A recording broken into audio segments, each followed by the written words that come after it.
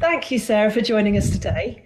Very interesting because I know that you're a speaker, but you've also been in the position of organising events. So you know exactly what the problems are from both sides, really. Could you tell us a little bit more about your background and how you do and how you got into the event side, and we'll lead in from there? Yeah, sure. So I have been a lawyer for 15 years, but don't hold that against me. And one of my jobs was to organise our annual conference for 70 lawyers plus external speakers. And one of the real difficulties that I found was that everyone had a slightly different view about what they wanted from the event. And trying to get all of them happy at the same time was really difficult. And the other thing I think is slightly different when you're organising the internal conference is a lot of the speakers were members of staff, and controlling people you know really well can be a slightly difficult juggle. But I learned a lot. I used to read the feedback because I wanted to get better. I wanted to make sure they were great events for everyone, including particularly our external speakers who'd travelled, given up their time, and really wanted to make them better. So I learned a lot in the 5 years I was running those conferences. Oh, gosh, right. So hence why the rookie mistakes then. Yeah, because I made all of them at the beginning. I really did. And it took me 5 years to get, reasonably good at them, I would say. Oh my goodness, didn't realise it'd be that long. So let's go with the first mistake, the first biggest kind of learning curve that you learned. So my biggest learning curve, which I learned after the first conference, was to have a special secret programme to keep everyone on time. Okay, special secret programme. Sounds interesting. So I used to have a public programme which went to all the delegates, which said when we were doing things, when we were going to have breaks and all that kind of stuff. The speakers got a completely different programme because I found that if I gave them 45 minutes, they'd take an hour. And I really wanted to make sure that people got a lot of other value out of the conference. So it's not just about the speakers and the content. So I used to say that one of the things that was really important was to get Q&A and feedback. And I know for lots of people going on conferences, it's actually not the main content that they want. They want their questions answering. If I can get my questions answered for my business now, that is so much more value than hearing something that they've been doing for 20 years. So I used to say to all my speakers they had to do a 20-minute slot and quarter of an hour Q&A. Now, give most people, particularly lawyers, a 20-minute slot, and you've got 30 minutes of content. But if they've got a 45-minute, if my official programme says 45 minutes, I get 30 minutes of content, 15 minutes of great value in Q&A, still on time. Right, okay. So, and obviously time management is key as well to keep everything going along smoothly. Nobody wants to be late. At any point, because actually if you're late, you're disrespecting the audience who've got other things to do, who might have set up one-to-ones during your breaks. You're disrespecting the other speakers because you might be cutting them down massively in terms of their slot. And actually sponsors, some of those speakers are sponsors and they've paid good money to have their 45 minutes. So it's really important to keep to time. Right, okay. So what's the next kind of pearl of wisdom? Oh, well, I think it's a bit to do with your program again, is actually making sure you provide fabulous networking opportunities. Because the content of your conference is only one of the reasons people are there. They're there to meet the other people at the conference, or they're there to meet the speakers. And if you have short networking breaks, then they've barely got time to go to the toilet, grab a cup of tea, check their BlackBerry or their smartphone or their email, maybe get a bit of fresh air, maybe even have a fag. And if you've got quarter of an hour, you've got 400 delegates, they're basically running around trying to do far too many things. If you give them a half-hour networking break, they've got time to do all the basic minimum that you want them to do, go to the toilet and all that kind of stuff. But also, you've got the opportunity for them to network, to meet each other, to meet the speakers who hopefully are still hanging around. So they're doing all that bit, and the speakers get to speak to the audience, get feedback, maybe take video testimonials. Sponsors get to speak to the speakers. So actually, that half-hour networking break looks like a massive chunk out of your program, but it's so necessary to get really good value out of that conference.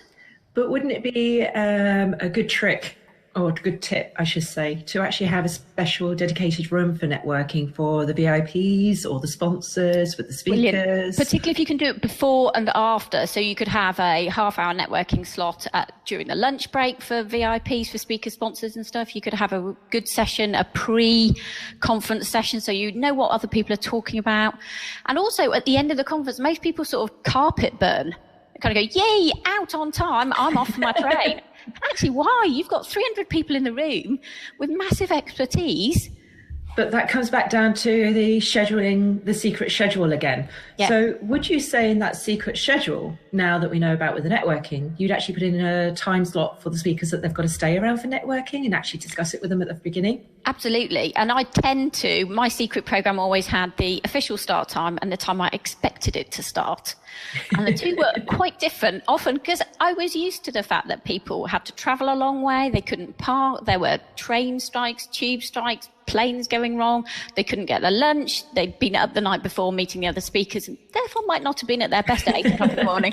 So lots of different ways to build in that little bit of extra time. And if the speakers know about it, it actually calms them down to know that it's already pre-planned.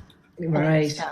Okay, so that is one of the key things, is putting people at relaxed, that even if they know that it's going slightly over, there is time in the program to make readjustments. I know someone who was at a conference recently and they were an hour late for lunch. An hour late? And the person who was speaking during that overrun must have had an audience who were distracted, they were disgruntled, they were hungry, they were thirsty, they were thinking, I promised someone I'd call them at that time. Terrible, terrible. You've lost your audience if you're running behind schedule. It's kind of like the most heinous sin is to run behind. Well, we'll come back to that point in a minute, because I'm quite interested on how you'd actually bring your audience back on time. Because from an event management point of view, when you've got that situation, and especially when you had a keynote that you've paid a lot of money for, and you've actually already told the keynote that they've only got 45 minutes. The next thing you know, they're still doing an hour and a half because they believe they're giving value for the value of the money. It's, how to bring that back on. I think that's really difficult. I think one of the things is to be really firm when you give people what you ask them to do, is to say to them, actually, your job is to do it in 45 minutes. Please rehearse, please practice, and please be aware that at 30 minutes time, I am going to start winding you up, and it's your job to wind it up properly. And I think a lot of event MCs or planners are too nervous of saying, no, I've paid them a lot of money, that, I don't want to shut them up, they're giving great value. Well, they are, but who knows that the next speaker isn't going to give even better value? How can you possibly tell? Particularly if you're not going to give them, the opportunity to say that stuff. So a really good professional speaker will be able to wind it up. Right. Even if they think they're halfway through, a really good speaker should be able to notice that you're trying to shut them up. So a friend for the organisers are speakers where they might have the 40-minute slot, realise that everything's gone over time, can see the schedule that there's very little to come through to make up the time. And whilst they've got a 45-minute slot, they can actually condense it down into 20 minutes on the spot and actually help you get back on programme. Absolutely. And I learned this a very long time ago. My very first speaking gig was at the end of a conference. 500 engineers had been in this conference all day, and I was the last person on.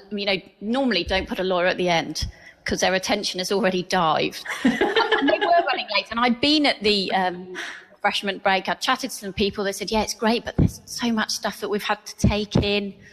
And I stood up, and the first thing I said was, by my calculation, we've got a quarter of an hour until you want to be in the bar, so I'll keep this short. And that actually got their attention back, because they were thinking, oh, God, she's scheduled for 45 minutes. I want to be in the bar. It's a Friday. What am I doing here? And actually, just by saying, I am going to finish in a quarter of an hour, I'm going to keep it neat, I'm going to, I'll cut my stories, I got their attention back. They were engaged. They gave me a quarter of an hour of really good attention rather than drifting sort of for 45 minutes glazed look. But yeah, it's just a sign of someone who's not so precious about their own being there, but it's about the audience. It's more focused on the audience. Oh, great. Well, yeah, because I think one of your next points is about with the meeting the audience. Yeah, and I think, the conference is not just about making money or, getting your name on the stage or being next to someone who's really fabulous or, meeting your fans. It's about making sure the expectations of everyone are met. So the meeting planner's happy, the sponsors are happy, the speakers are happy, and the audience are happy. And all those three need to be happy for it to be a great conference. All three? Oh, four. That's okay. So, I think for those of you who weren't listening, they were. There were four. The audience. Yep. The speakers. The conference. The sponsors. Yep. And the event planner. And the event planner, or the conference host. Yeah. Yeah. Okay. Because of course you can actually have the company doing their own conference. Absolutely. Yeah, and you can have people who are speaking and sponsoring, people who are speaking but not sponsoring, but also in the audience. So the overlap is quite considerable. But actually, I think meeting their expectations is really important. And part of that is about how you set it up beforehand, how much you get them to talk to one another. And there's nothing worse than a drive-by speaker, for example, who comes in, does a slot, repeating something that's happened earlier in the day and they weren't there for, and then leaves having stolen the next material of somebody else. So hang on, just, even if speakers can talk to one another or you can encourage them to talk to one another, the chances are you'll get a better, more cohesive conference. But wouldn't it be going back to part of the planning with the expectations is actually doing the homework in the first place and putting that grunt work in, making sure that people know what they're talking about? So you don't get that drive-by. So even if they do come in and go very, very quickly, you've still got a coherent program, still sticking to your schedule. I agree, but I think quite often when you look at the title of what somebody's speaking about, it tells you nothing about the content. It doesn't tell you what stories you're going to choose, and their takeaway sometimes, you'll be better at business, you'll be bigger at this, you'll be, able to use social media. Well, all of those things are so wide. There's no... Until you've actually sat through it, you don't know what they're going to cover in detail. So, people can overlap or disagree. Oh, I've seen that before. That's quite funny. I've seen it where one person got up and said, the age of big fees is dead. The age of big fees is dead. They then left, and the next person up said, well, actually, I get paid very big each week. Thank you very much. Yeah, and I know people who are professional speakers who've been on the same conference program with somebody who was going to talk about the fact that you should do all your marketing in person, and they were an online marketing expert. And they said, I really need to speak to them first because I don't want to be saying completely the opposite because that would discredit both of us. So actually we need to have some sort of link or theme. And it is a really good sign if you've spoken to the people who are speaking before you. Right. Just to double check. So again, it's coming back down to putting the schedule of networking, the green room or the VIP lounge, as they like to call it. Yeah. Or, you can have a blab with all the people who are going to be on the conference, just so you get a bit of conversation happening before the event. You don't even have to be there in person anymore. No, but then it's getting people to sign up to techie stuff, and because even just trying to get them to do Skype is sometimes... It can be, but then, perhaps if they are that difficult to pin down, they're not the right speaker. Because actually, a great speaker is not just about a drive-by speaker. It's not just someone who gives great value and then goes. It's about helping you shine all the way through as an event planner or host or MC or whatever. Being easy to work with is a sign of a good professional. Yes.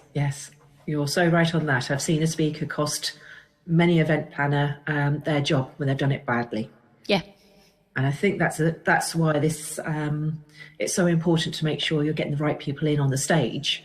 Yeah. Because the one thing that is not really highlighted in the events industry is that you lose your job because of somebody else doing a bad job. Yeah. And that's terrible because often they don't even know that they've cost someone their job. No. They're in and out. Absolutely. And it's no skin off their nose that 3 people might have been fired over their bad presentation. Yeah. Yes. Yeah. Right. Okay. Don't do it. So it comes back down to good communication, putting the grunt work, making sure that the guy is the right person, that you actually think and what their topic's going to be. And it's just spending the time really getting to know them. Yeah. And if they prove to be, you know, really difficult to work with you, then why are any of the audience going to want to work with them afterwards? True. You know, why is your company going to want to work more with them afterwards? You know, sometimes you can tell so much in the build-up. That's true, you know, but you have some people that feel that they are very big personalities and they're going to be doing the bums on seats routine. Well, they may be doing you a massive favour in the short term, but in the long term, costing your job is not a good idea. No. All right. So after having such a stressful time, obviously, we're going to have what's you've mentioned it about with a bar. I don't want to focus on the bar specifically, but one of the things, if you look at event feedback sheets, and if you look at what people tweet about, what they're at conferences, what they say on TripAdvisor about conference venues, food and drink seems like the last thing you should be worrying about. But actually, food and drink can make or break a conference. As simple as that, food and drink? Yeah. Right. So I've run conferences where I've had the drinks arrive so late that by the time they come in an afternoon session, people were glazing over, they were kind of almost panting, and their attention had completely disappeared. So that actually, for the afternoon, they weren't concentrating, they weren't paying attention. They were just thinking, when am I going to get that cup of tea, that glass of water? And I'm gluten-free, and I've been to conferences where the food has been so bad that I'm actually feeling dizzy by the afternoon. And if you're in a hot auditorium? You know what? People will lose their attention. So however great your lineup is, if people haven't had a decent cup of tea, a decent cup of coffee, something to eat, you are losing them. So the speakers aren't going to get the benefit they are. The sponsors aren't going to get a benefit because they're all dashing off to go and find a corner shop that can give them a packet of something to eat. And the audience aren't going to network very well because actually when they go to networking, they'll just be grumpy about what is or isn't there. Yep, as Phil said, never mind the content, where's the grub? If the food is so bad, or if there's not the right sort of food, or, you know, you haven't got your cup of tea when you really want a cup of tea, you know, you do lose the attention of your audience. And they will give you really bad feedback. I was going to say, does that contribute to the feedback form that actually you could have had everything else spot on, but because they're hungry? Yeah. Oh, gosh. And often they don't even mention it. They just, you know, you ask them about the venue and they go, the venue's poor. Well, actually, the venue wasn't poor, but the food was terrible, or the other way around. And I used to say, if I had a really small group, occasionally, if it was a very hot day, I'd go out and buy them all ice creams. Wow. And they didn't say the ice creams were great on the feedback, but the scores go up. So there's we make decisions not necessarily based on, you know, the content, the value to our business, but whether we left feeling happy. And one of the ways to make people happy is to feed them well.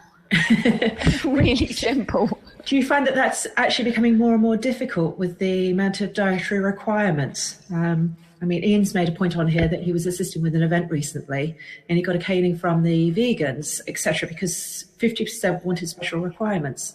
And you've already said yourself, being special requirement, it does play a big part. It does play a big part, but some conference venue organisers have this absolutely, you know, sorted. I went to one where they had 6 different types of gluten-free cake. 6? In afternoon tea on a platter. And it was just like, I wouldn't normally eat 6 bits of cake, but if I've got a choice of 6, all of which I can eat, I'm going to have a tiny little bit of each. And it was brilliant because actually, rather than, you know, normally afternoon, my energy's flagging a bit. I would have fruit in the morning, but cake in the afternoon. Normally I'm sitting there going, oh, another fruit salad. Ooh, how exciting. And then this one, I went back in feeling really, you know, happy. So at the end of a conference, it had lifted my spirits just enough that actually, no, I was in a much better mood. And, you know, we pay money to be put in a better mood. So why don't we pay money to put them in a better mood by having decent food? Now, just because you don't have dietary requirements doesn't mean that you don't have an audience full of them nowadays. Right. Well, I love Ian's comment. He said, forget the grub, it's the grog that helps. But I think there's quite a few conferences that you're not allowed to, especially here in the UK, who, if you start serving alcohol, you actually become responsible for people. That's what I understood. So the venue can serve them alcohol, and you could pick a venue that might provide alcohol but you have to be careful. Yeah, and I think alcohol in lunchtime often leads to very sleepy delegates, because a lot of them aren't used to drinking at lunchtime. Many years ago, I went to a 2-day training event, and I was so nervous. I was very young. I was the only female amongst a whole load of construction lawyers, and ended up having a large glass of wine the first day. I could barely stay awake in the afternoon because it was a dark, hot room. You lightweight. Oh my goodness me, keep me awake. I need coffee.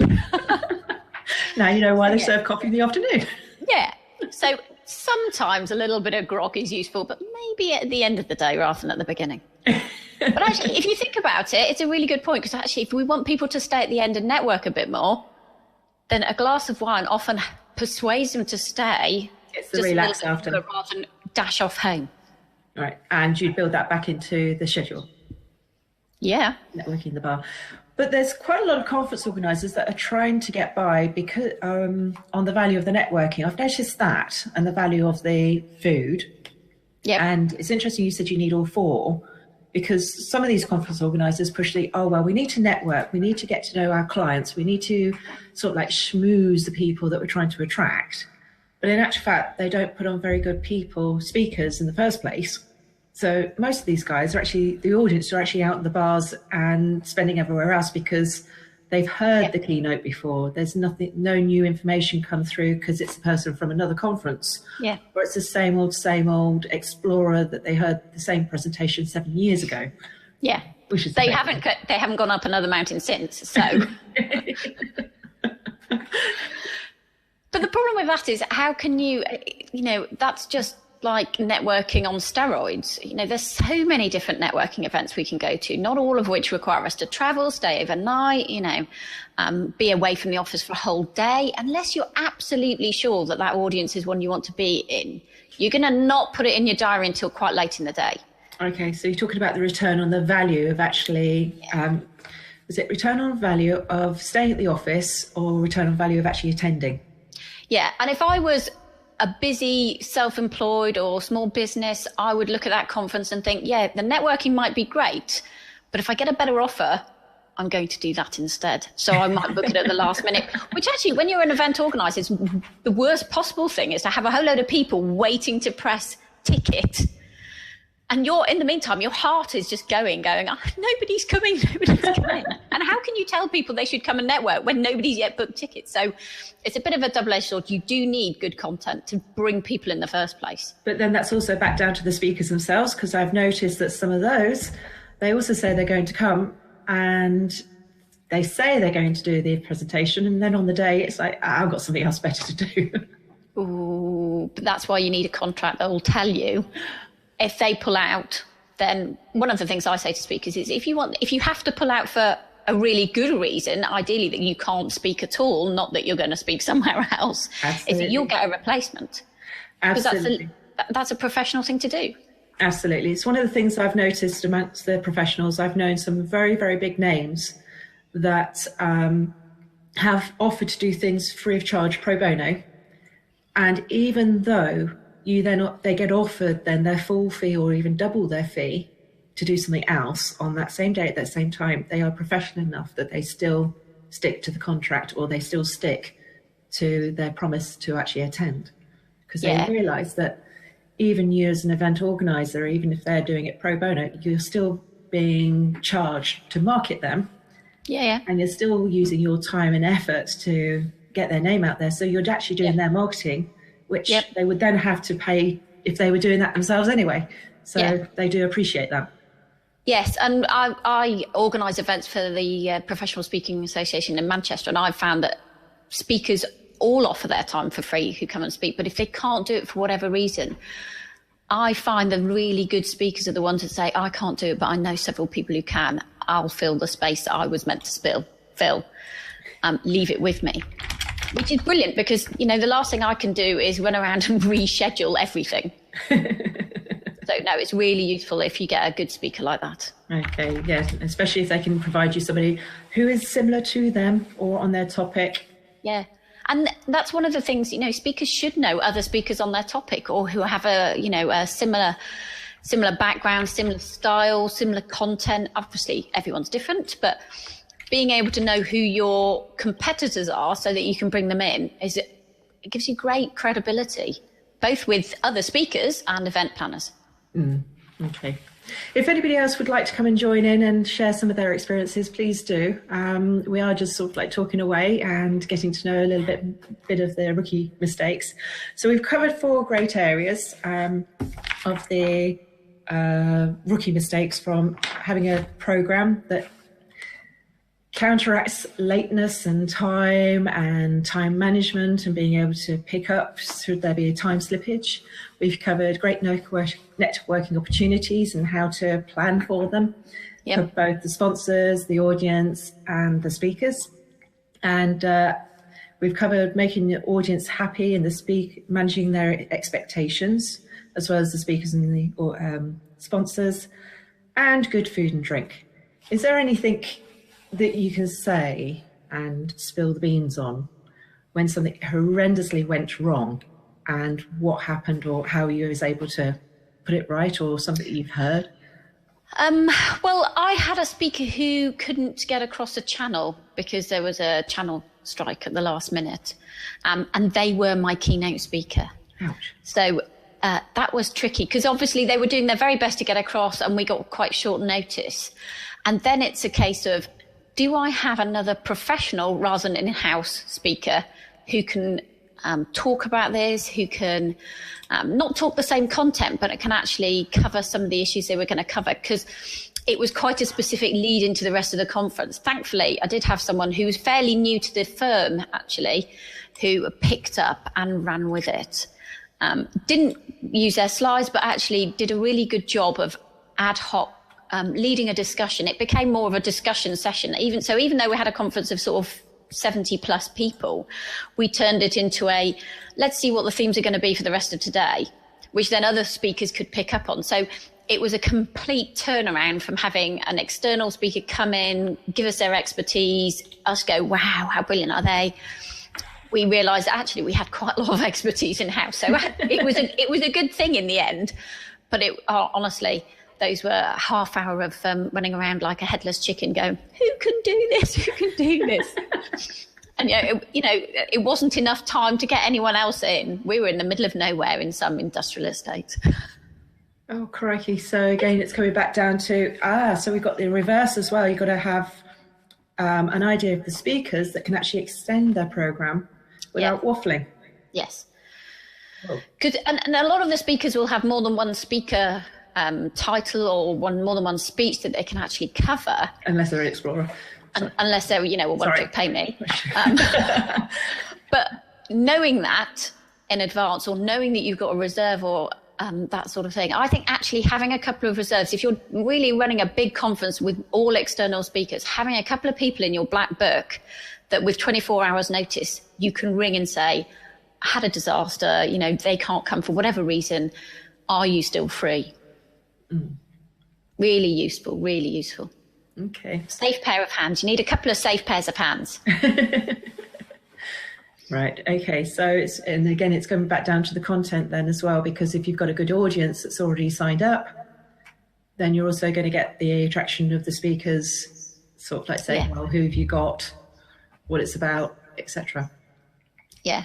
So how do you get audiences engaged beforehand? Do you do that, or is it part of the program? Well, I think a few years ago, people just sort of sent out a program.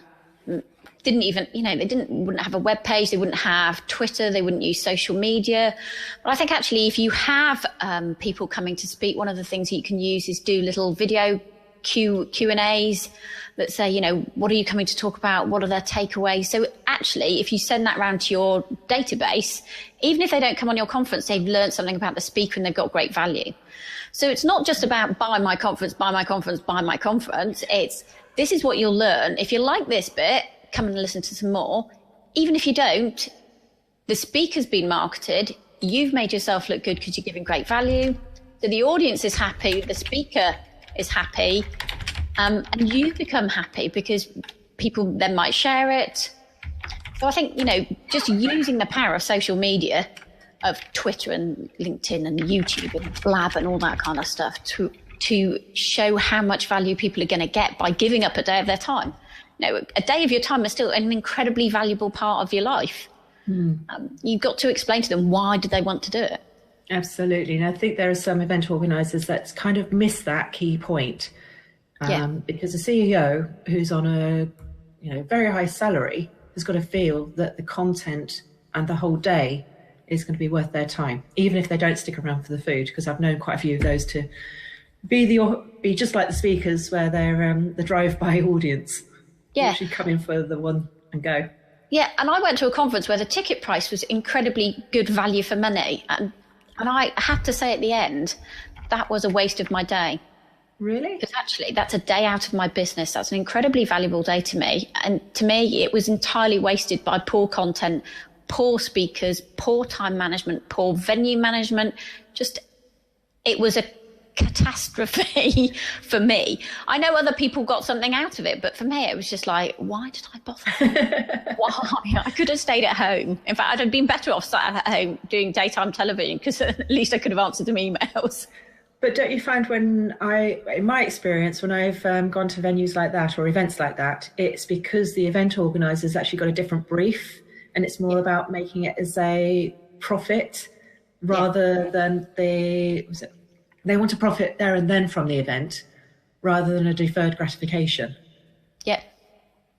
I think that's right. But also it's sometimes because they want to put their mates, who they know do a bit of speaking, on the stage to market their mates, because they, it's, being nice to somebody who's got a business, helping them get more exposure, without actually thinking, does this add any value to the people who are likely to attend? Yeah, no. Because if it doesn't, if it's just a load of mates telling the story of how they set up their business, their florists, or their social media stuff, or how they climbed a mountain, that's great.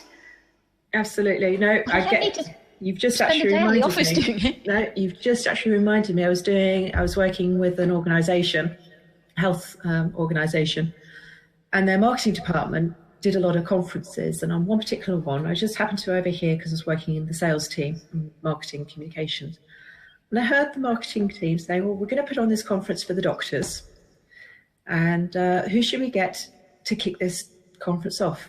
One of them turned around and said, "Well, you run a sideline in DJ, supplying DJs. Why don't we get one of your guys, one of your new ones, to come in, and we'll kick the session off with music?" Well, doctors are into that, sensory, and it'll be really good for them, and I'm sure you can make a link somewhere. And I'm thinking, hang on, you're not giving value, you're not using everything properly, and why would I, as a doctor, feel somebody playing music at me with the best will in the world? Yeah, it's relevant, because absolutely, it wouldn't be me that would value the music, it'd be the users and the people that I'd be working with would understand that, but I don't need the treatment myself, If it was part of a session on the value of music in therapeutic activity, absolutely fine. Which it wasn't. It was nothing to do with it. So yeah. So they were just filling the seats with who they knew. Yeah. Rather than actually doing the grunt work, doing the leg work. And then after that particular conversation, it was pretty much, well, who in the organisation can we get as well? And they unfortunately picked people that had just been fired from the organisation and asking them to come back and doing a keynote. It was like, I don't get it. At every stage, you have to think, what's in it for the audience, the speaker, the sponsor, or me? And if it doesn't tick any of those boxes, it doesn't deserve to get any airtime. It really must add value at every point. And I book speakers who say, "Oh, well, I did this session for such and such a people. You'll love it." But how would you know that? My audience is different to that audience. What's in it for this audience? Why should I give you the time in front of my members? Why should you give the time in front of my, contacts, my clients? Why? Absolutely. And if you can't explain the why, then I'm sorry, you're going to go down my to-do list. Now, we talked a little bit about feedback from audiences. How do you deal with the feedback from the audiences? Is there follow-up, or should you listen to everything they say, or try and see if there's like a hidden message that the food was rubbish, but they're just slating everything in the afternoon? I think you should always listen to it. Feedback is just data. and you can interpret it the way you want to. And you can imagine that two different event organisers can read the same feedback and get completely different views about what that means. I think you should always read it. You don't have to do anything as a result of some of it. Because if you have a conference of 300 people and one person trashes it and says it was awful and everyone else said it was great, they probably were having a bad day. Right. And you just didn't help. But if you have a conference of 300 people and 250 people say it was terrible and didn't hit its mark, then you need to worry. Then you really need to look at it in detail and see what the themes were, to see where you got it wrong, and write the lessons down, because it's very easy the next time just to go, oh, I'll just do what I did before. No, you need to really feed it in. And that's one thing I used to constantly do, is read the feedback. Some of it was very positive. Some of it was griping for the sake of griping. Some of it was based on the individual and not a theme that was running through it. But you should read it and you should pay attention to it. Never read it the same day, though. Okay, because you're too emotionally involved. It's still your baby. It's like coming out of hospital with an ugly child. You don't want someone to say, oh my God. You really just want people to say, that was brilliant. Hey, well done, well done. And the next day they go, oh, by the way, you've got an ugly baby. So you don't read it the same day. Take a bit of a break, but read it all. Because it's all opinion. You don't have to change. You don't have to do things differently, but you do have to read it. Is that why a lot of the professional event organisers go away on a holiday and come back for a wash-up meeting the week after? Oh, yeah. And it's really important, because actually you need time to recover after running a conference. Try not to do anything the following day. Try to have either the systems in place to send emails to thank all the speakers while you're not there, but take some time off to review in yourself how it made you feel. If it made you feel good and you get good feedback, that's great. That means you're in line with the other people. If it made you feel great and everyone was grumpy as anything and they were running out of the door trying to avoid you, that's a pretty good sign that something went wrong. You weren't quite on the same wavelength as your audience. Well, Ian's asked a very good question, because he said, well, you can manage the feedback at the conference level, or would you allow speakers to gather their own feedback? I think some speakers want to have their own feedback sheets. The problem is, if you've got 10 speakers and 10 different feedback sheets, you're not going to get accurate feedback for all of those 10 speakers. If actually people want to give feedback individually to speakers, they often do it on social media nowadays. They will tweet about it. They will say what they liked. They will, pick up the points. Yeah, people do get annoyed with doubling up. If the conference has decided to ask for feedback, and then every speaker asks for feedback, it's just not going to work. That's part of managing expectations. How are we going to do feedback? Are you going to allow to take video testimonials, or do we have conference testimonials? So all this kind of stuff should be dealt with before you turn up. So you're not trying to deal with some speakers who want, business cards, brochures and everything else. Some conference organisers want goodie bags. Other people don't have bags, but they have files. It's a minefield. So unless you actually know what they want, you need to discuss it beforehand. Stick it in your contract if you want to, but you don't need to stick it in your contract. You just need to have it as part of your general, this is our expectations of how the conference is going to run. Add anything in that you think is missing. Tell us what you want, and we'll try and work around that. Right. Okay. So we should be working together as a team, not trying to do our own separate thing. But you've made a very, very valid point there, or another kind of observation. When speakers turn up with bits of paper to put all over the seats and all over the tables, and you haven't planned for it, or the goodie bags, or expecting to see goodie bags, how do you deal with them? Because I know sometimes some of them try to do what I call sneak-ins. Yeah. Sneak-ins being typically, get your business card out, write your name, write yes, no to the answer to this question and pass them forward, or... Yeah. And to be honest, I think if you're a good enough speaker, then they'll remember you without any sheet of paper, without any business card, without any logo across every single slide, without your Twitter hat, all that kind of stuff. If you're really good and you give great value, they will remember you. Even on a conference that's 2 days long with 20 speakers or 65 speakers or whatever, they will remember you. If you tank No amount of paper is going to recover you. But they do remember you, though. Yeah, they'll remember you for all the wrong reasons. And I've been in conferences where you've had a speaker who's left a load of paper down for the delegates, and the next speaker comes in and everyone's just chucking it on the floor. It becomes litter. It's a waste of trees and paper and everything else. And really what we want is to give great value rather than give bits of paper out. And lots of people are using sort of Kiwi Live or automated systems or little drop boxes or, hidden pages on their website, social media. There's lots of different ways to give out value. If people want it, they'll come to you for it. Yes. But I have seen some speakers do the old trick about books and take the one book and pass it through to the back and trying to create a bit of a stir to get them to come to their bookstore back in the exhibition. Yeah. So, it's been interesting with the tricks. Have you seen one that fools a lot of the rookie, being a newbie as an event organizer? Have you seen anyone or any speakers that have got like a bit of a cheap trick that actually you agree to doing something, but actually it's giving them extra promotional or extra marketing more than they actually really deserve? What were you thinking of particularly, Cindy? It's where, I guess it's coming back down to my experience where you actually are working with somebody and it's a bit of a pro bono or it's low paid and it's not quite their full fee, but you do one hell of a load of shed loads of marketing.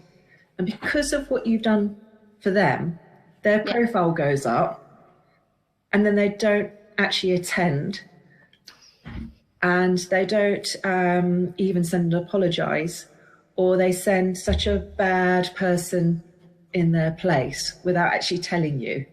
Ooh, I haven't seen that. And that they would go immediately into my Don't Touch with a Barge Pole book.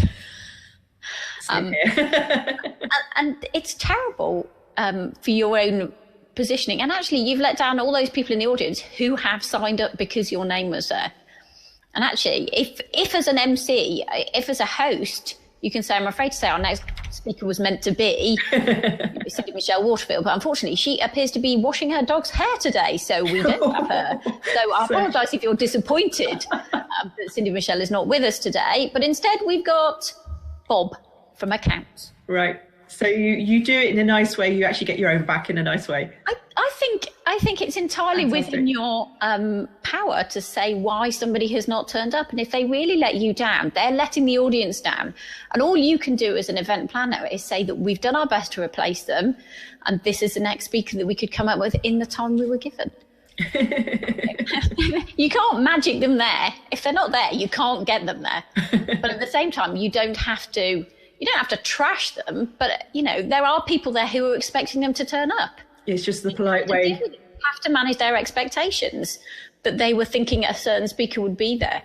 It's like going to many years ago, I went to a concert and the headline band were there, but one of the support bands who I really wanted to see because they were really popular managed to get a gig on Top of the Pops, which at the time was the most watched music show on television. So they thought, 30,000 fans at this venue or several million on the BBC, so they didn't turn up. But then one of the other support bands said, look, they're not here.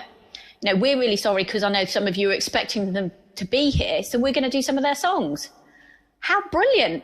I can't even remember who the band was that didn't turn up, but I remember the band that did some of their songs at a last minute thing to try and make us feel a bit better that they weren't there. That was brilliant for me.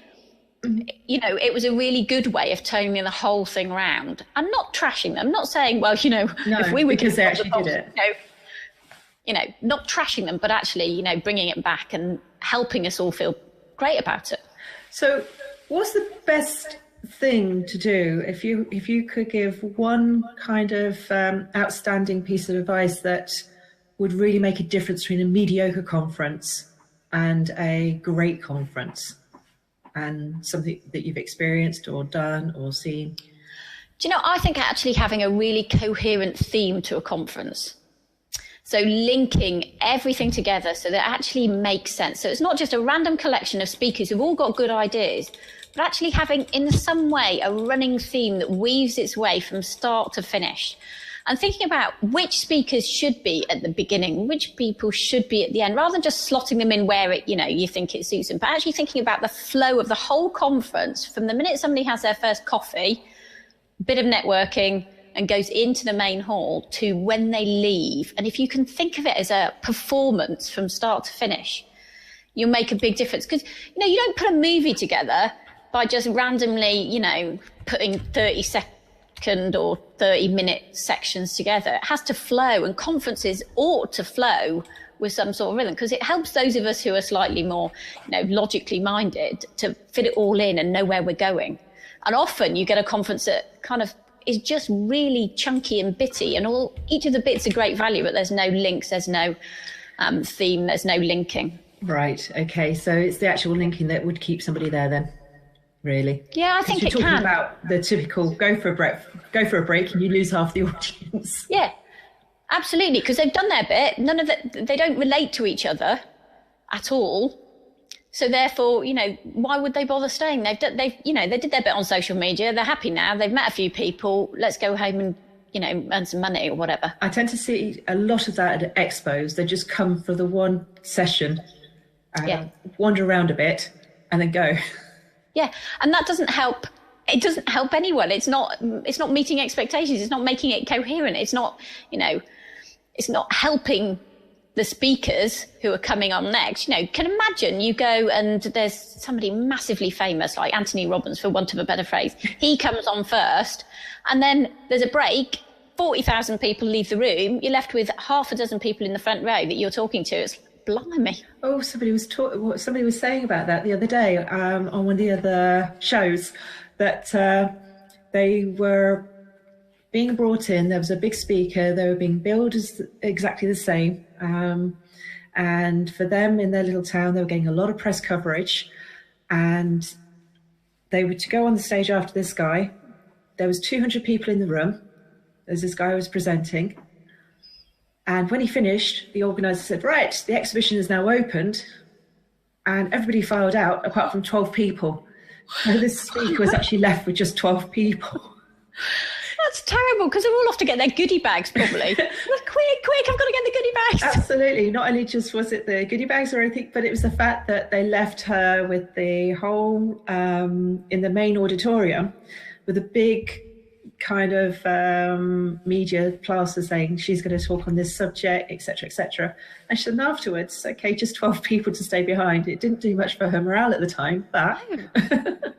No, she did make some very good contacts over there. But for me, it's a rookie mistake from an event organizer, because if you're going to do that, then you make sure that the next person on has that break that you was talking about, so people have time to go off, get the goodie bag, have a quick wander, and then come back. Absolutely. The value has to be for all the speakers there, however big the names are, however much you might really want to, look at Donald Trump or Anthony Robbins or, someone who's Benedict Cumberbatch. The mere fact that they've drawn you in, the conference should be built around keeping everyone in. Which comes back to expectations again. And theme and, making great networking and making sure the speakers have spoken to each other. So, they're not just going, by the way, you don't want to hang around now.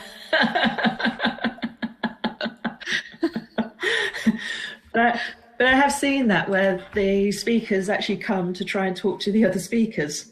Yeah. So they don't actually want to go anywhere else. They're just coming to actually have a chat amongst themselves, really. Yeah, it can be a bit cliquey sometimes, that sort of event, isn't it?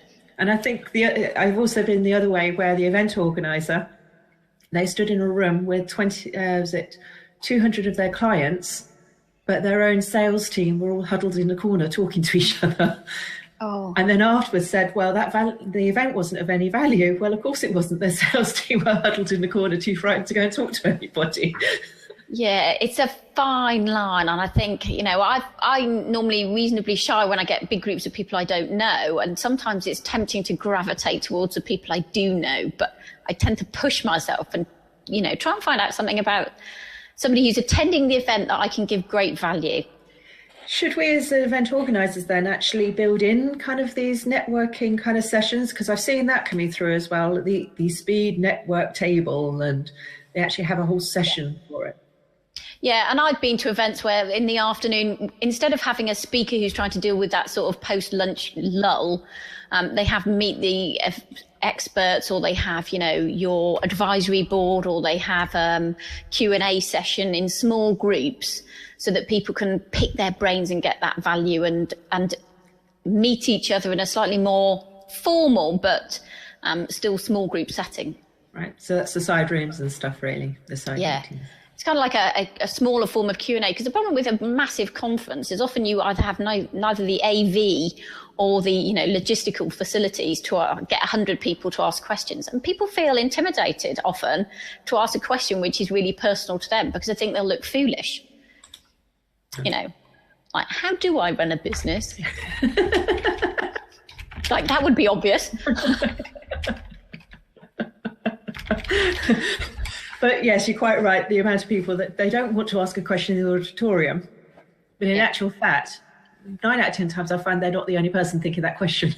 Yeah. And I do a lot of training. And one of the things I always say to people, because I deal with lawyers, they're often sitting there, kind of half of them are looking like they know it all. Half of them are looking like they wish they knew any of it. And I always say, you know, there's a Chinese proverb that says you can ask a question and be a fool for 5 minutes, or you can not ask a question and remain a fool for the rest of your life. I said, I'd rather you asked a question and looked a fool for 5 minutes, but there is no such thing as a stupid question in my book. Unless, of course, you're recording, then you do look for a fool for a little bit longer. Well, yeah, okay. I'll give you that. Sorry. It's fine. Okay. Is there anybody else? Oh, sorry. This is a question from Ian. We're doing some great sharing here and amongst speakers and event profs about how to run conferences. Do venues do the same? Some seem remarkably incompetent around AV capabilities. Yeah. I'm afraid to say I'll give you that. And you know, one of the things that I really struggle with is when you've given them what you think are your AV requirements, and you turn up on the day and they go, oh no, that'll be extra if you want a flip chart, more if you want a pen that works, you know. Actually, we can give you all the AV, but we don't have any of the cables. I hope you bought your own. It's like, no. Okay. I went to a major event, 250 speakers, and they had free event Wi-Fi, which didn't work. It's like, how are people going to talk about this venue as being brilliant if it is? How are people going to talk about the speakers being brilliant? How are we going to share it on social media? How are we going to build it up? You know, all that kind of stuff. And in fact, they gave the Wi-Fi code right at the beginning, and it took half an hour for some people to log on. Well, half an hour of speakers were lost with heads down trying to get onto the event Wi-Fi. So, yeah, venues don't seem to be clued up on what you need to run a modern conference, because often you need it audio recorded, you need it video recorded, you need tweet feeds, you need Wi-Fi, you need great lighting, you need double screens, you need podiums, you need messages, you know, you need audio mics, all that kind of stuff. Right, hence why a lot of speakers take their own stuff. But yeah, as you quite rightly said, if part of your marketing plan as an event organizer is to do a chat feed or a Twitter feed, then you're kind of stuffed if you can't get the word out there. Yeah, and if you have a session where you're going to have Q&A based on Twitter questions using the event hashtag, and there's no Wi-Fi and people can't actually tweet, your program's looking a little empty. So hopefully you've got a professional speaker who can fill, but it's not good. You know, venues should be up to date. And actually one of those is just to quiz the facilities manager. If I was an event coordinator, I would be on their case. And ideally I'd go and see the venue and I'd check that it would have the right sort of feel, the right sort of space, the right sort of facilities. A little bit of a checklist of making sure of what you're actually needing. But so have you found then that what they say they have on their website and when you get there are two different things? They often have it. Sometimes they can't find it. Okay. Sometimes the person who can set it up isn't in until 10 o'clock. And then sometimes they're just going to charge you more for it. Right. So, you know, you might want 2 flip charts and they're going to charge you 50 quid a flip chart. Well, you know, a bit of blue tack means you could stick some on the wall and create 2 flip chart looks. So now I think some of the times they are really trying not very hard to be a good venue. I think there's so much business out there that they don't care whether you come back ever again. Right. They don't need to please you particularly. They can, you know, do a half-house job and they'll be fine. Wow. Yes, you don't even think about that. Anyway, we've been going for nearly an hour. Wow. I was going to say, we're coming up towards the end of the blab. If there's anybody who'd like to have a question, please ask at the side there. Or if anybody would like to jump on and just share with us a little bit of their experience, quite happy to. Do you have any kind of final words of wrap up, Sarah, for a newbie event organizer, what your first experience was and what they should expect? I think as a rookie organizer, you need to work out what you need out of it and the other people need out of it. And if you can focus on that, if you can work out one objective for each of those different people that you need to please, including yourself, and focus on those, then you'll have the better conference than if you just sort of think, I know a load of people, I've got a hotel that I like, you know, all that kind of stuff. Really focus on what you want to, what success means for this conference for you. And then, you know, that'll get you heading in the right direction. Excellent. Thank you very much for those lovely points. And I know Ian has been fabulously retweeting some of the tips that you've been given. So I will try and capture them as well and put them with this video for later on for those people who are replaying it. Thank you very much. You've been listening to a podcast by the Guild of Speakers. Don't forget to like and subscribe, as it really does help us to get our message out. If you would like to know more about the Guild of Speakers, go to guildofspeakers.club or scan the QR code below.